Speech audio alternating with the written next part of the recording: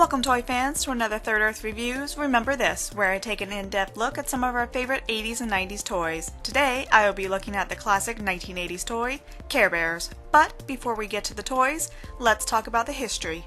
The Care Bears were originally created by the American Greetings Corporation LLC in 1981 for greeting cards. The design for the first 6 Care Bears tummy symbols were the best-selling greeting card themes. The original 10 Care Bears were Bedtime Bear, Birthday Bear, Cheer Bear, Friend Bear, Funshine Bear, Good Luck Bear, Grumpy Bear, Love a Lot Bear, Tenderheart Bear, and Wish Bear. By the time the franchise was presented to the general public at the 1983 New York Toy Fair, there were already 26 licensees involved in the project, including General Mills, Parker Brothers, and Kenner.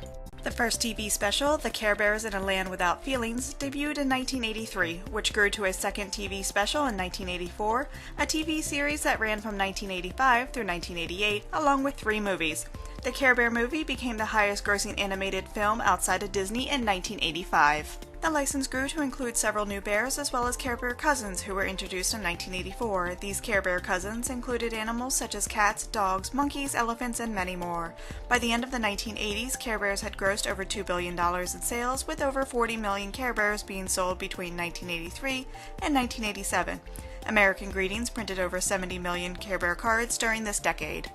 In the height of the Care Bear popularity, there were several diverse items available to the public. Not only were there books, figures, and stuffed versions of these beloved characters, there were also board games, records, knitting and cross-stitch patterns, along with some more unique items like roller skates and TV dinner trays. So let's take a look at some of these vintage items. The books were produced by Parker Brothers, and there was a series for the Care Bears and a series for the Care Bear cousins. On the front, we have some lovely artwork by Tom Cook, and on the back we have a short summary about the Care Bears, the book, and some other stories in the series. When you open up these books, there is a brief character synopsis of the original 10 Care Bears and Care Bear cousins. These books are great for children since the pictures are filled with bright colors and there is always a lesson to be learned. Next, we have a set of Poseable Care Bears. These figures came with an assortment of accessories and playsets, including a Care-A-Lot playset and a Cloudmobile. Each of these characters had basic articulation. The head moved left and right, the arms move up and down, and the legs move forward and backwards. If you notice, when you move one arm, the other arm will move as well. These figures also sit especially well without any balancing issues. As a side note, the Poseable characters are similar to their plush counterparts in the fact that they both have a small wisp of hair. Along with these Poseable figures, there was 48 miniatures. These were simple PVC designs of the Care Bears and Care Bear cousins, with bright colors that was usually in a pose holding some kind of prop. The most popular merchandise, of course, was their stuffed animals. These were cuddly versions of the characters. These plushies had a few signature marks. Their tummy symbols were embroidered with vibrant colored string on the front, while the back had the classic Care Bear's heart. Another interesting design choice is that most of these characters are sticking out their tongues. As a note, these Care Bears are not as soft as today's stuffed animals. When you squeeze them, they are a little firm. However, I feel that this is probably the reason these toys have held up so well after 30 years.